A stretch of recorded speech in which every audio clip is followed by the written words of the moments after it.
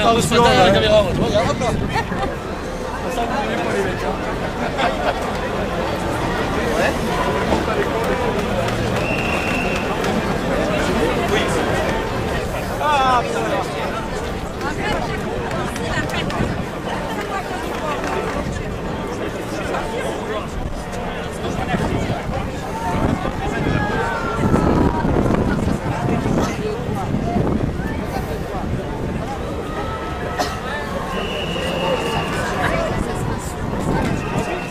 Ah ouais.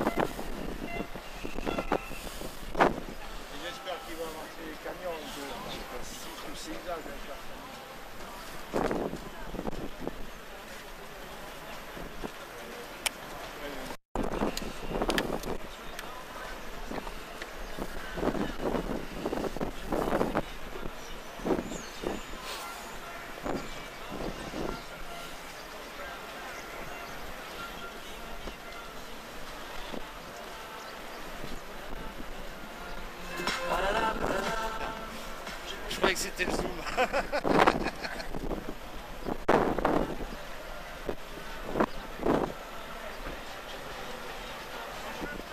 les camions, là, c'est le bleu. Oui, ça fait une belle photo là.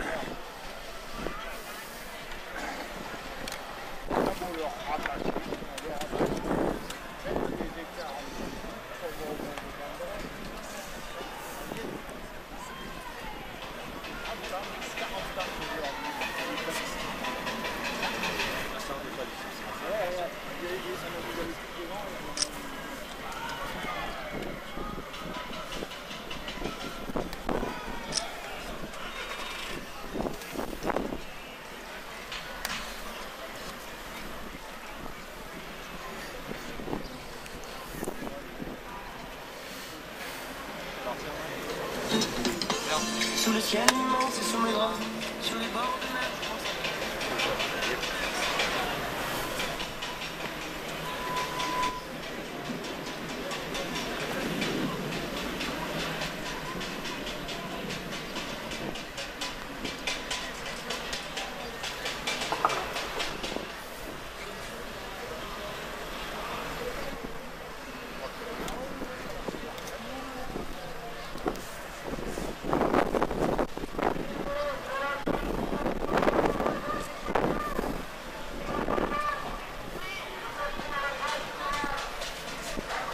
Tu vas bien?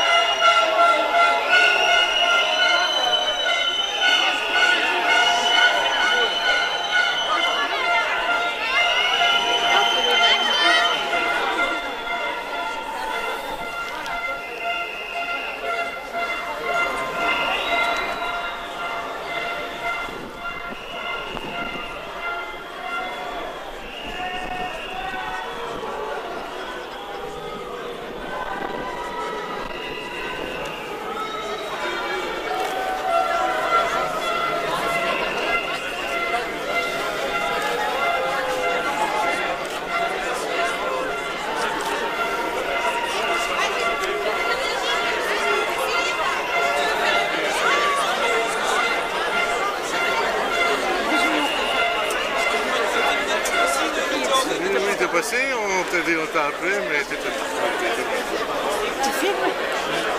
Voilà combien de monde ça va voir. Un peu plus peut-être. bon, je disais 500, mais...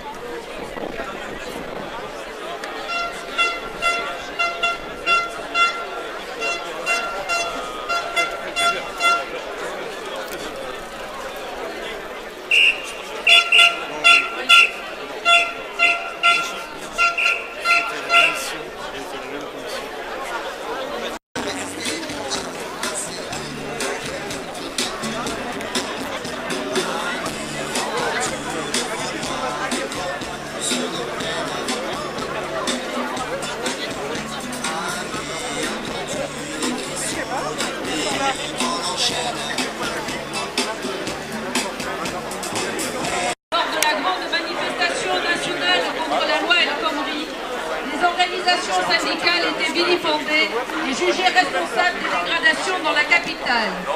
Il s'agissait alors pour le gouvernement de décrédibiliser les organisations syndicales et leurs militants. Depuis 4 mois, la stratégie du gouvernement et de ses valets médiatiques est la même, au détriment des Gilets jaunes. Il s'agit cette fois de rendre impopulaire une contestation sociale légitime. Les violences, les dégradations des professionnels de la classe, conséquence assumée du laxisme imposé aux forces d'intervention, occupent le champ médiatique et autorisent plus facilement les récupérations politiques en matière de liberté d'expression que nous condamnons sans réserve. Toutes les contestations, je dis bien toutes, que ce soit dans le public ou le privé, ont les mêmes racines.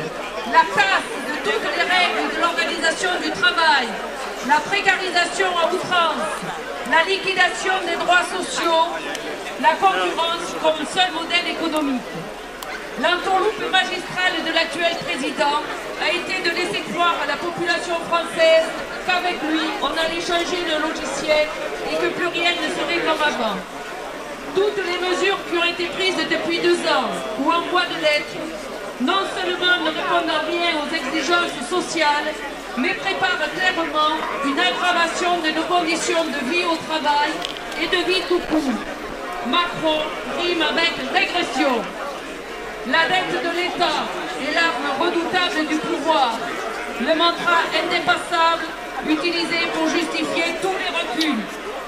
Tout le monde le sait pourtant aujourd'hui qu'en récupérant des dizaines de milliards qui s'envolent chaque année de notre pays via l'évasion fiscale, qu'en se partageant plus équitablement quelques milliards de richesses que nous produisons, distribuées trop facilement aux actionnaires, et en cessant la gabegie du CICE, nous aurions les moyens de fonctionner et de vivre autrement. Mes chers camarades, il n'y aura plus jamais de justice sociale et de mieux-être au travail sans justice fiscale. Nos dirigeants le savent bien, et ils ne sont pas les seuls à le savoir. Dans toute l'Europe, les peuples de travailleurs subissent les mêmes choix politiques qui les asservissent, alors que 1000 milliards d'euros chaque année quittent nos territoires. Ne nous laissons pas abuser par les grands débats organisés sur l'ensemble du territoire. Ils n'ont été mis en œuvre que pour gagner du temps et donner l'illusion du débat démocratique. Car il ne s'agit que d'illusion. Nous le savons bien, nous, syndicalistes, qu'assis autour d'une table, il n'y a rien à négocier et que tout est ficelé d'avance. Raisons pour lesquelles 7 organisations de fonctionnaires sur 9 ont quitté la table des négociations au Conseil commun de la fonction publique.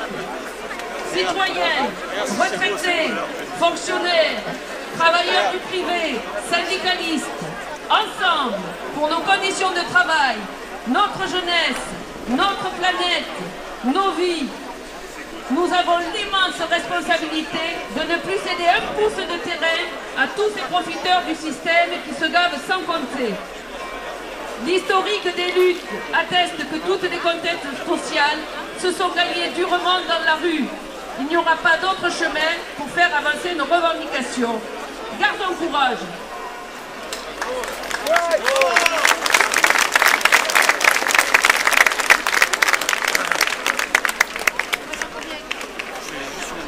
Marie-Christine. On y va? Oui, pour Sud Solidaire.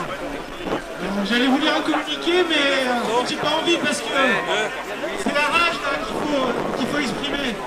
C'est la rage que les Gilets jaunes expriment depuis le 17 novembre. C'est la rage que les salariés doivent exprimer sur leur lieu de travail.